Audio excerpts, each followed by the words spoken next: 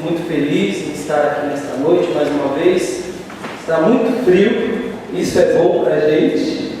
E a gente vai percebendo que a gente também está ficando velhinho, né? Já vai doendo algumas partes do corpo. E a gente percebe que o frio também faz bem para a gente. Estou muito feliz de estar aqui mais uma vez. Essa oportunidade maravilhosa que Deus nos concede de proclamar e pregar um pouco da palavra de Deus. É sempre um privilégio para aqueles que proclamam a palavra de Deus e são usados como canal, como instrumento nas mãos de Deus para trazer uma palavra de edificação para a igreja.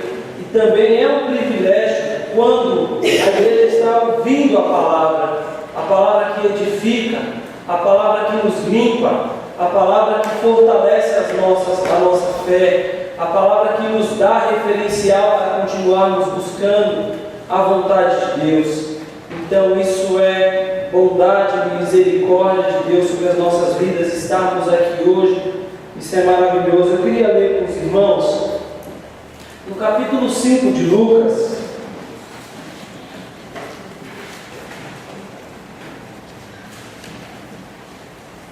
até o versículo 11. Lucas capítulo 5, até o verso de número 11. Todos acharam? Amém. Certo dia, quando Jesus estava perto do lago de Genezaré, uma multidão se apertava em volta dele para ouvir a palavra de Deus. Ele notou que havia à beira do lago 2 barcos deixados ali, desocupados, enquanto os pescadores lavavam as redes. Entrando num dos barcos, Jesus pediu a Simão, seu dono, que o afastasse um pouco da praia, para que ele pudesse sentar-se no barco e dali ensinar o povo. Quando acabou de falar, Jesus disse a Simão: agora vá onde as águas são mais fundas. Então disse a todos: lancem as redes para pescar. Mestre, respondeu Simão, nós trabalhamos durante a noite toda e não pegamos nada. Porém, se o Senhor diz assim, vamos lançar as redes novamente. Quando eles lançaram as redes, elas ficaram tão cheias que começaram a romper-se. Então fizeram sinais a seus companheiros do outro barco para que viessem ajudá-los, e em pouco tempo os 2 barcos estavam tão cheios de peixes que quase afundaram. Quando Simão Pedro percebeu o que havia acontecido, caiu de joelhos diante de Jesus e disse: ó Senhor, deixe-me, por favor, porque sou pecador demais para andar ao seu lado. Pois ele assustou-se com a pesca, como também os outros que estavam com ele, inclusive seus sócios Tiago e João, filhos de Zebedeu. Jesus disse a Simão: não tenha medo, de agora em diante você será pescador de homens. Eles arrastaram os barcos até a praia, deixaram tudo e o seguiram. Então Jesus, na sua missão, ele se preocupava com as pessoas. Jesus, ele se preocupava com o que as pessoas estavam, o bem-estar das pessoas, se as pessoas estavam alegres, tristes, se as pessoas tinham prazer em viver, se as pessoas tinham problemas, se as pessoas tinham fome, se as pessoas se sentiam abandonadas, excluídas na margem da sociedade. E a mensagem do Evangelho é o próprio Jesus. E essa passagem me chama muita atenção, porque no início do seu ministério, Jesus está passeando na Galileia, na beira do mar, e Jesus avista alguns homens pescando, como de costume, profissão deles.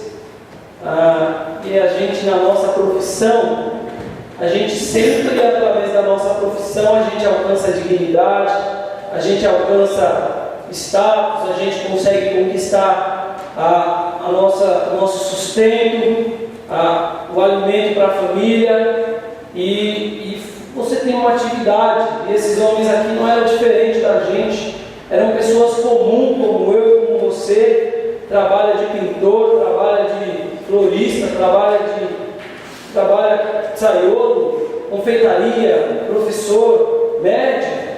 Eram homens comuns, como a gente. E Jesus olhou eles, Jesus olhava a alma desses homens, olhava o coração desses homens, olhava muito mais além que só um olhar de ver a pessoa, mas Jesus conhecia o coração.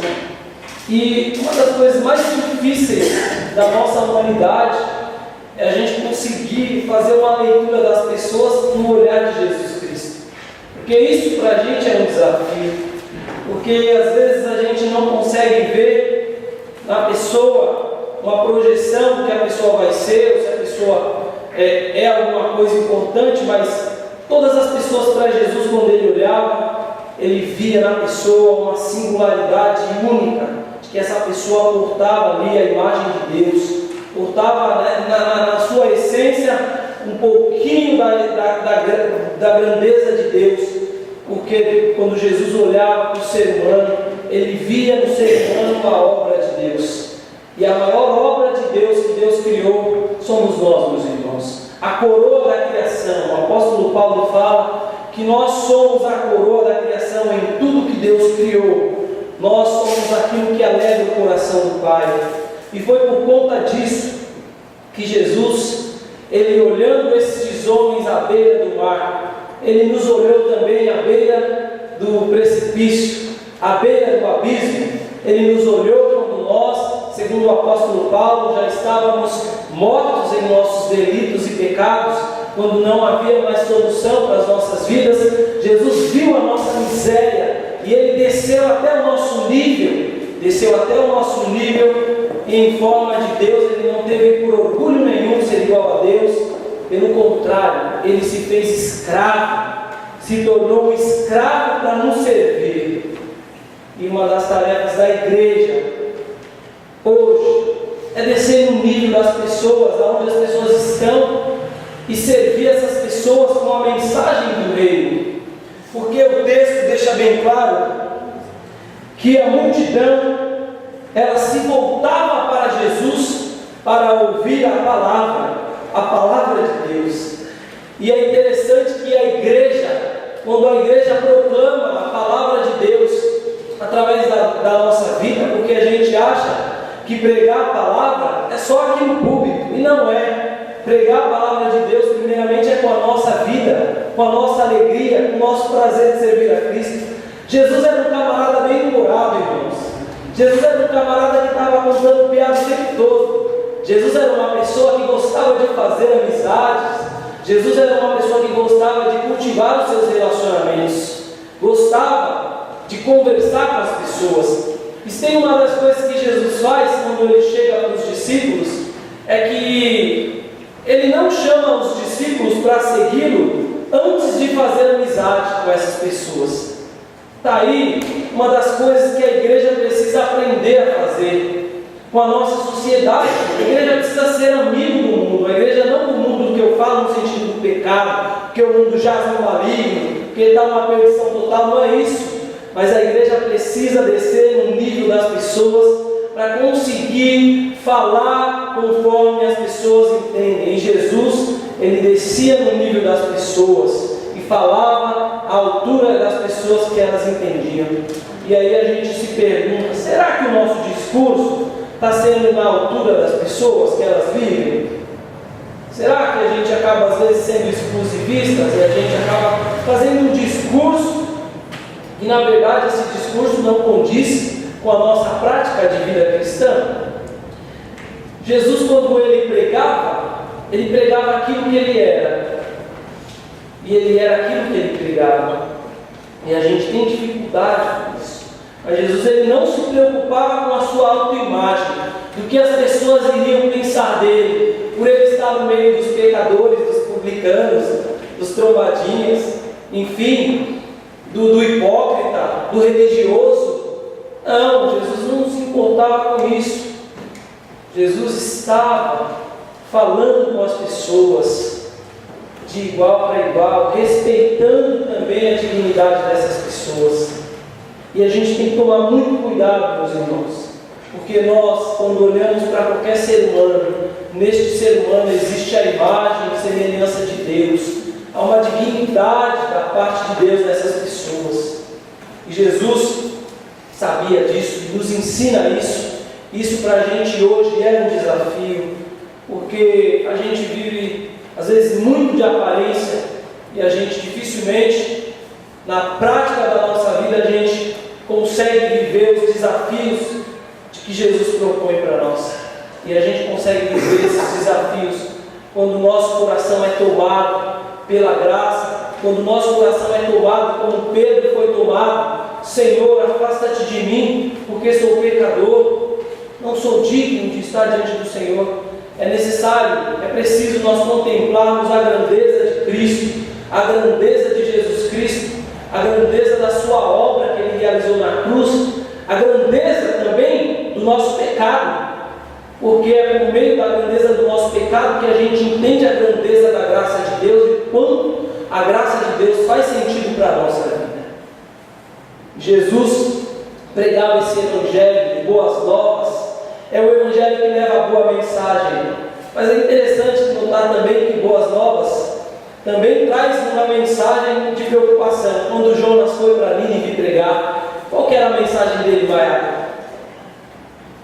Fala aí, Maiara. Tinha que falar, anunciar Deus para as pessoas de Nínive. Arrependei-vos, porque Nínive será destruída em 40 dias. Então a mensagem das boas novas também traz uma mensagem de juízo. E a igreja, quando prega o evangelho, quando a igreja anuncia a palavra de Cristo, como disse o apóstolo João, aqueles que creem estão salvos, e aqueles que não creem. Mas o apóstolo Paulo disse: mas como eles ouvirão se não há quem pregue? Né? Porque a igreja precisa proclamar a palavra. E Jesus, ele notou que havia à beira do lago 2 barcos deixados ali desocupados, e enquanto os pescadores lavavam as redes. Então, interessante notar isso também no texto, porque Jesus pega as coisas desocupadas, que parece não ter utilidades no momento, e ele se serve dessas coisas.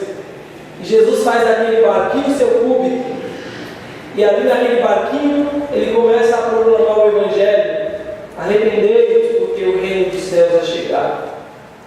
Convertei-vos ao Senhor, deixai os vossos maus caminhos, tornai-vos como uma criança. Começa a pregar de cima do barquinho, e a multidão ouvindo a Jesus, a multidão prestando atenção. Entrando nos barcos, Jesus pediu a Simão, seu dono, que o afastasse um pouco da praia, para que ele pudesse sentar-se no barco e dali ensinar o povo. Versículo 4. Quando acabou de falar, Jesus disse a Simão: agora vá onde as águas são mais fundas. Então disse a todos: lancem as redes para pescar. Versículo 5. Mestre, respondeu Simão, nós trabalhamos durante a noite toda e não pegamos nada. Porém, se o Senhor diz, assim vamos lançar as redes novamente. E aí Jesus fala para eles: olha, vamos pescar? Jesus convida eles para fazer aquilo que eles já tinham de costume, aquilo que eles já tinham experiência na vida. E eles passaram a noite toda num lugar bem profundo lançando as redes, e nesse lugar eles não conseguiram pescar nada. E aí Jesus falou: vamos dar uma volta. É sempre bom dar uma volta com Jesus. É sempre bom a gente estar perto de Jesus. É sempre bom a gente estar ouvindo as palavras de Jesus. Quando a gente tem um encontro com Jesus, seja qualquer momento que for da nossa vida, manhã, tarde, noite, madrugada, isso tem implicação para toda a eternidade. A nossa vida nunca mais é a mesma quando a gente tem um encontro com Jesus. A gente pode ter um encontro com Jesus em todos os momentos da nossa vida. Quando a gente acorda, quando a gente deita, quando a gente está se alimentando. O tempo todo a gente pode falar com Jesus. Assim como Jesus se serviu desse barco, dessa oportunidade. Jesus pode se servir da nossa vida, se servir das oportunidades que a gente tem para proclamar o Evangelho, para proclamar a palavra de Deus às pessoas que não conhecem o seu amor. E aí, ele fala: olha, mestre, a gente não pescou nada a noite inteira. Às vezes a gente tem essa sensação de trabalhar, de fazer algumas coisas, de ter algumas ideias, de se frustrar com o serviço na obra de Deus, porque a vida cristã é dureza, meus irmãos. A vida cristã é um combate, como disse o apóstolo Paulo, é um combate constante pelo reino de Deus. Estamos em guerra o tempo todo, estamos em tensão o tempo todo, o conflito o tempo todo, mas nunca nos esquecemos de uma coisa, de que Jesus é o nosso capitão, de que Jesus é aquele que está na direção, que está no controle da obra, de que está no controle das nossas vidas e da missão.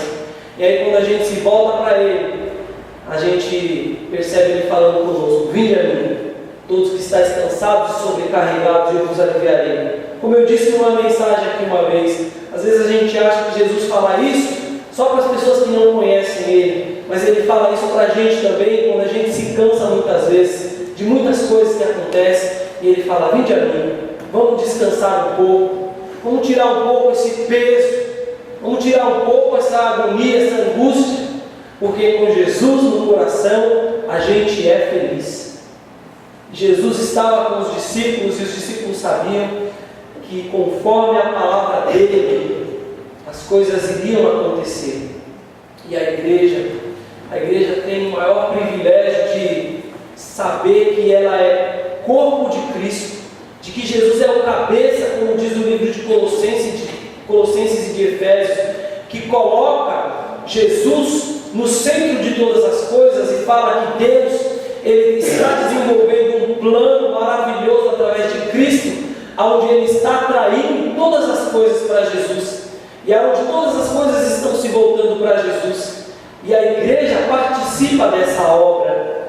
Assim como Jesus chamou os discípulos, Jesus chama a igreja para lançar a rede nos lugares fundos, para lançar a rede nos lugares desacreditados, aonde a gente acha que não vai ter jeito. Jesus chama a gente para ser desafiados a nós exercitarmos a nossa fé.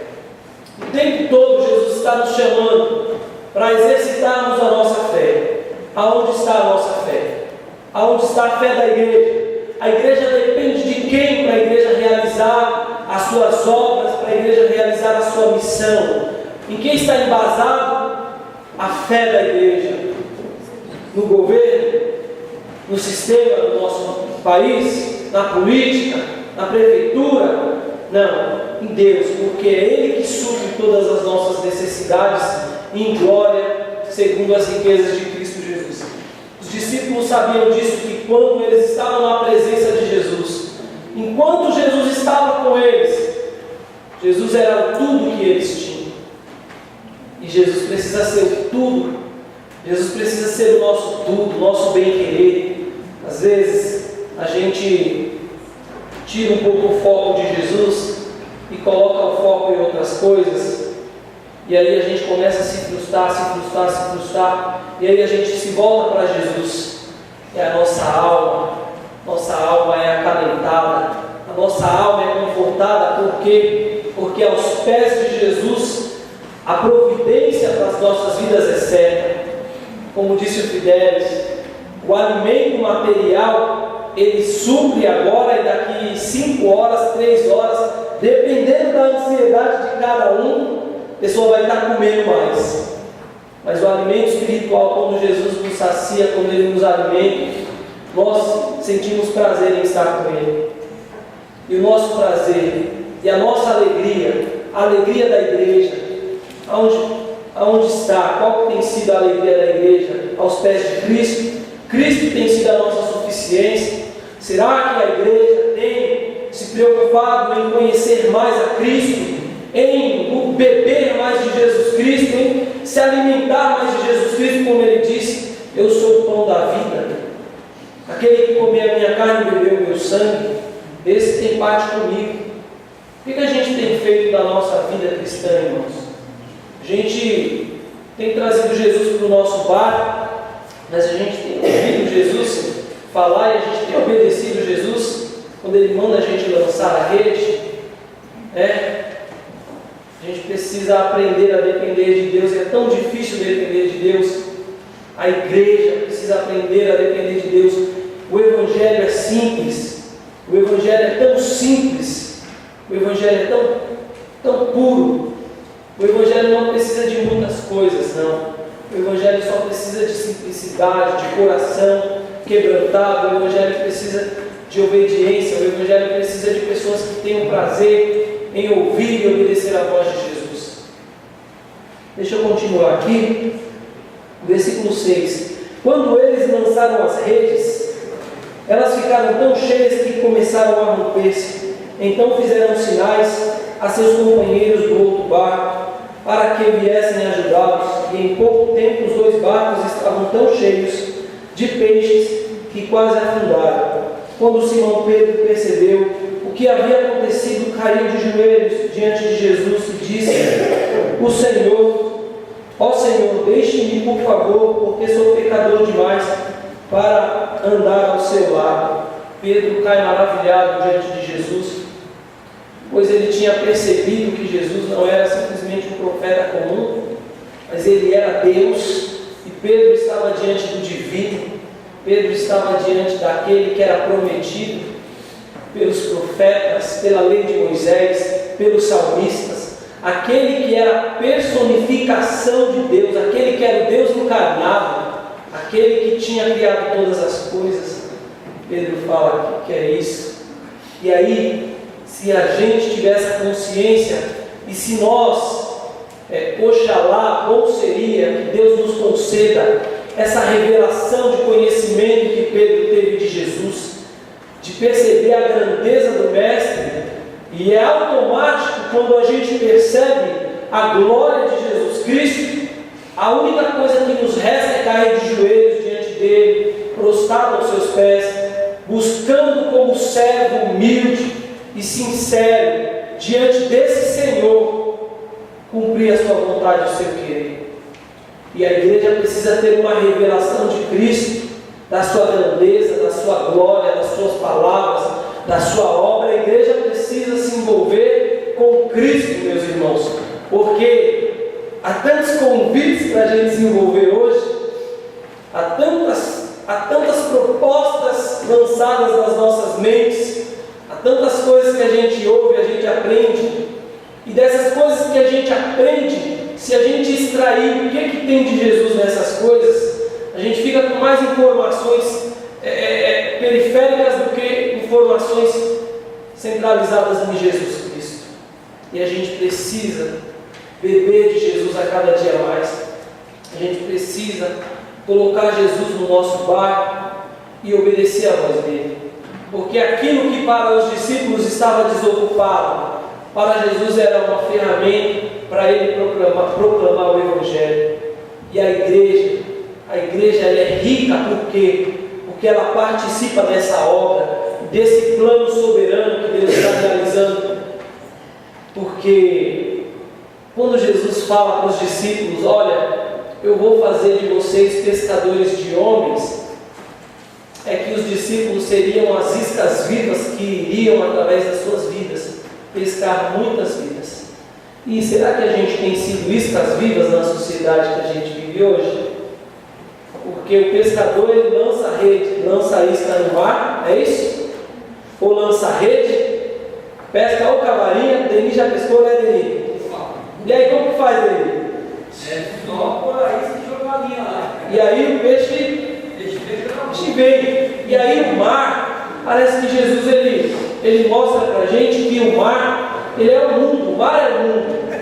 E nós somos os pescadores e os peixes são as pessoas.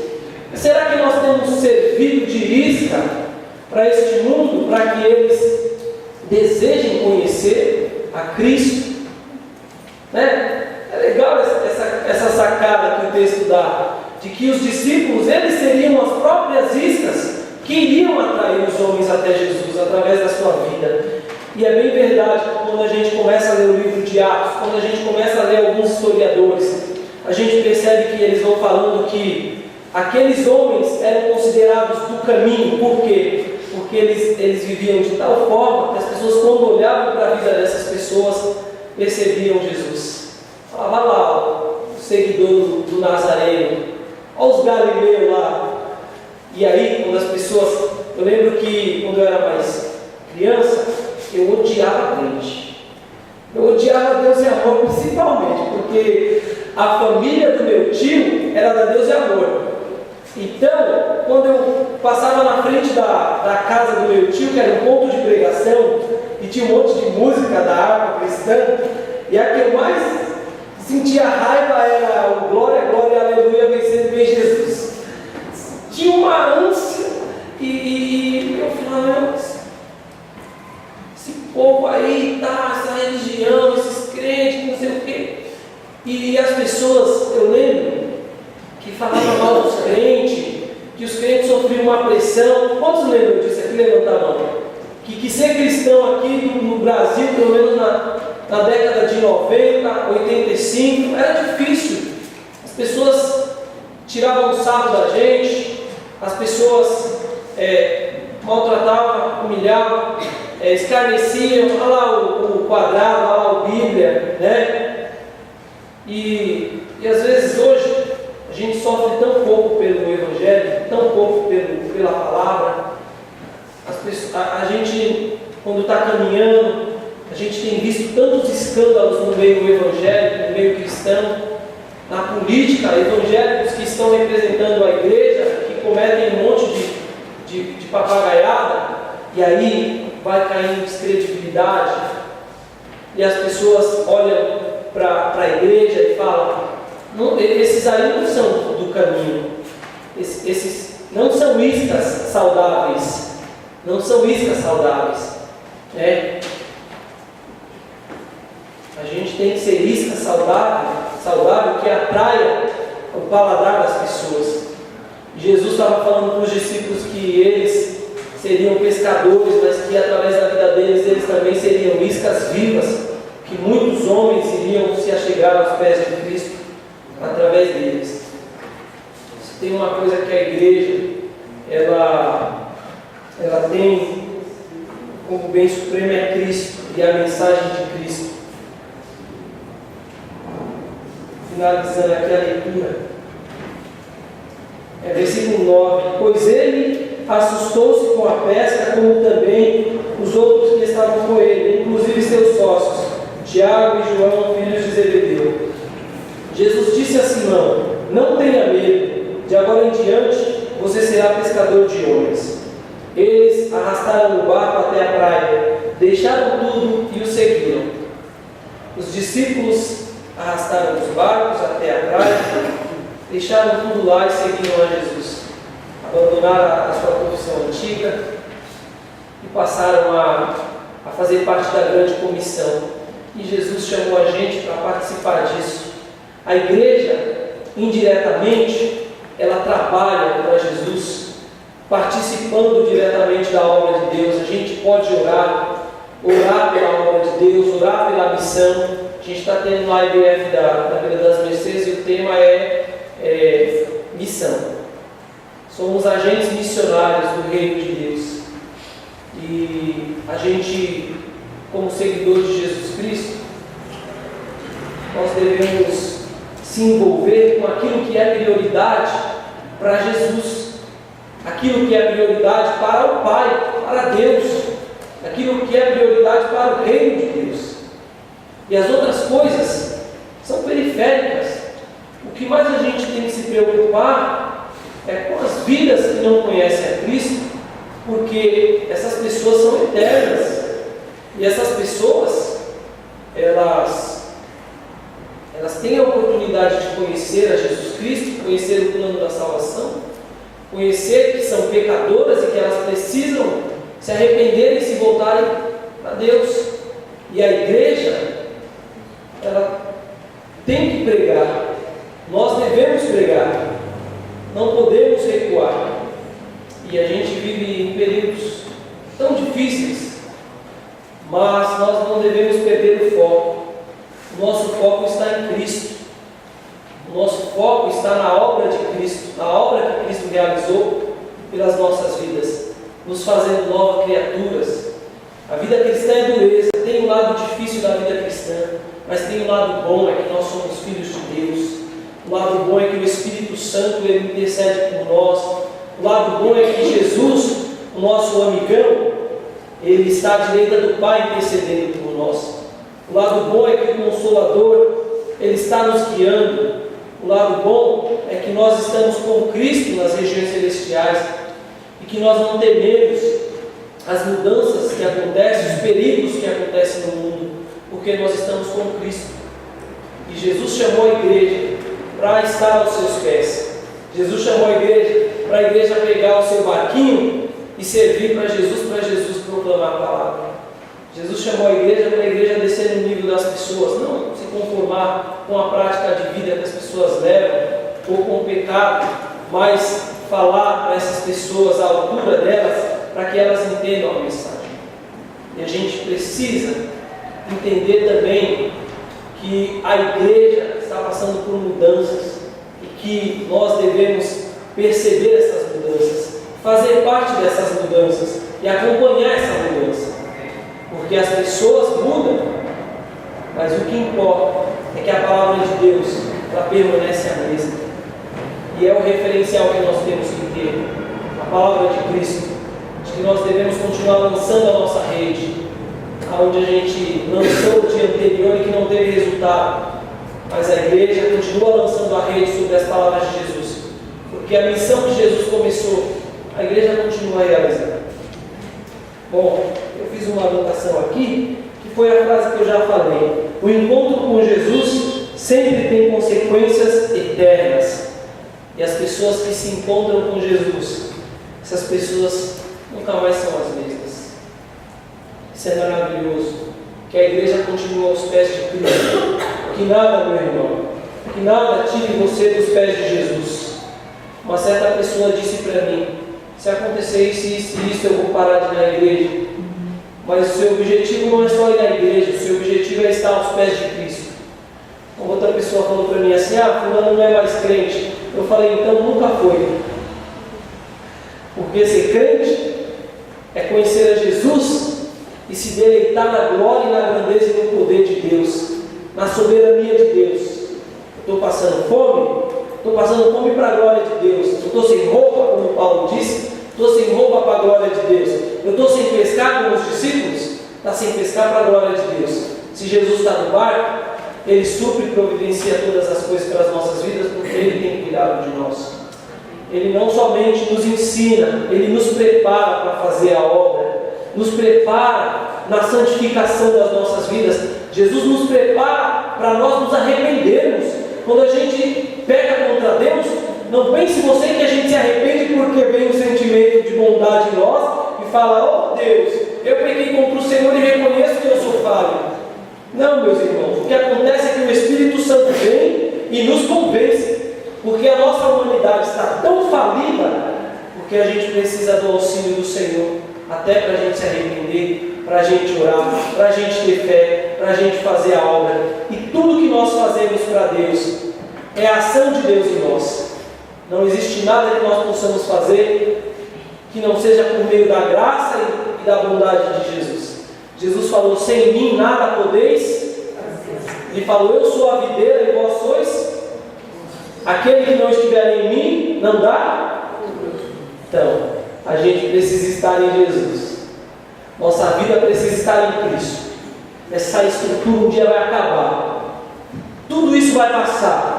A minha geração vai passar. Meu filho vai assumir para a igreja um dia e vai ser pastor. Minha esposa, eu vou partir dessa terra. Mas Jesus vai permanecer, e aqueles que permanecerem em Cristo permanecerá para sempre. Que nós possamos permanecer em Cristo. Estamos vivendo em dias difíceis. Se no tempo de Jesus Ele falou que já estava difícil, 2000 anos depois, se você acha que a coisa está ruim, como diz o ditado, pode ficar pior. Porque sem Jesus, como diz uma cantora chamada Noemi Donato, sem Jesus não dá, você não vai conseguir, não adianta nem tentar, você pode se iludir, sem Jesus não dá, meus irmãos. No mundo que a gente vive hoje, sem Jesus não dá. E nós precisamos conhecer mais a Cristo. Cristo é bem-humorado. Não acredite em um Jesus com raiva, mal-humorado, carrancudo. Um Jesus que por causa dos problemas não consegue se alegrar, não. Jesus é um camarada que no meio das dificuldades ele conseguia sorrir e transmitir para os seus discípulos segurança. E ele passa essa segurança para as nossas vidas, porque o Pai tem cuidado de nós, e o Pai tem nos suprido, e o Pai é a nossa maior alegria. Que nós possamos nos alegrar em Deus, meus irmãos. Que a nossa alegria seja em Cristo, que a nossa alegria seja na suficiência de Cristo, porque Cristo é tudo que nós precisamos. A igreja não precisa de mais nada a não ser Cristo.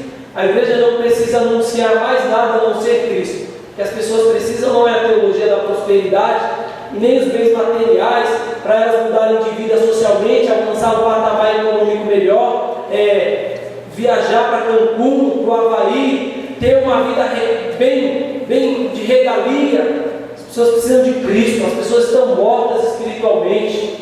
O mundo jaz no maligno, como diz a Bíblia. Quando a gente chega no cemitério, está escrito: aqui jaz fulano de tal. E quando a Bíblia fala o mundo jaz no maligno, é que o mundo está morto já no maligno, no próprio sepulcro do maligno. Mas nós estamos em Cristo. Isso não é motivo de vanglória, isso é motivo de alegria, para que a gente possa levar essa mensagem de vida e de esperança para as pessoas que estão tateando no escuro. Amém, meus irmãos? Eu espero que esta palavra tenha edificado o seu coração, porque edificou muito a minha vida, e essa palavra fez eu voltar o meu foco, e o meu foco sempre foi esse, meus irmãos: vidas. O meu foco é se preocupar com pessoas. Meu foco é se preocupar com almas. Meu foco é, como diz a Bíblia, sábio é aquele que ganha a alma. O meu foco é dar atenção para as pessoas. Jesus não me chamou para mim se envolver com política religiosa. Jesus me chamou para mim ganhar almas, para mim se preocupar com vidas, para mim abraçar aqueles que precisam de um abraço, para falar uma palavra de amor para aquele que precisa ouvir uma palavra de amor. Jesus me chamou para isso. E que essa palavra tenha tocado o seu coração, porque tocou o meu coração. Amém? Vamos orar pedindo que o Senhor, o Espírito Santo de Deus, aplique essa palavra à nossa vida. Ó Senhor Jesus, Tu és o Senhor das nossas almas, Tu és o nosso supremo juiz, Tu és aquele que nos cuida, Tu és o nosso advogado, Tu és o nosso intercessor. Jesus, Tu és o nosso sacrifício perfeito, Tu és o nosso mediador. Senhor Jesus, Tu és o nosso Deus, e Tu és também o nosso Senhor, o nosso Kyrios, como disse Pedro. Tu és aquele que tem supremacia, Tu és aquele que está acima de nós. E é tão difícil te obedecer, Senhor Jesus, porque nós temos que abandonar a nossa vontade, abandonar a nossa carne, abandonar as propostas do mundo, abandonar, ó Deus, o pecado. E nós queremos, Senhor, sim, te seguir. Nós queremos ser pescadores de homens, como o Senhor disse para os discípulos. Ó Deus, que o Senhor possa potencializar em nosso coração, em nossa mente, Senhor, em nossa consciência, ó Deus, o ganhar almas, o falar do Teu Evangelho, se preocupar com pessoas, o se preocupar com vidas, ó Deus, o estender a mão, ó Senhor, o dar um abraço naqueles que precisam. Senhor, que nós possamos olhar para o nosso próximo, e a olhar com os Teus olhos, Senhor Jesus. Deus, tem misericórdia da gente, perdoa, Pai, porque às vezes a gente olha as pessoas com tantas lentes, ó Deus, e nós esquecemos de olhar as pessoas com a lente do Teu amor, com a lente do Teu reino. Deus, tem misericórdia da minha vida, Pai, porque o Senhor sabe que se dependesse da minha dignidade, da minha justiça, eu não estaria aqui, Senhor, mas eu estou aqui porque o Senhor tem tido misericórdia da minha vida, porque o Senhor tem me alcançado, porque o Senhor me salvou, porque o Senhor fez uma grande obra na minha vida, porque o Senhor escreveu meu nome no livro da vida, e porque hoje eu sou uma nova criatura, porque a Tua igreja hoje é uma nova criação, e se somos nova criação, nós também temos uma nova mensagem, a mensagem do Teu Evangelho, a mensagem do arrependimento, a mensagem de que nós precisamos nos voltar para Ti, ó Pai. Que o Senhor continue iluminando as nossas vidas, ó Pai. E que o Teu Espírito Santo esteja nos guiando como um professor, como um mestre, como um instrutor. Aleluia, acerca do Teu caminho, acerca da Tua vontade. Louvado seja o Teu nome, Pai. Muito obrigado, Senhor, por esta noite maravilhosa na Tua presença, por esta palavra, pelos louvores, pelos testemunhos, pelas crianças, por tudo, Pai. Nós te agradecemos em Cristo Jesus.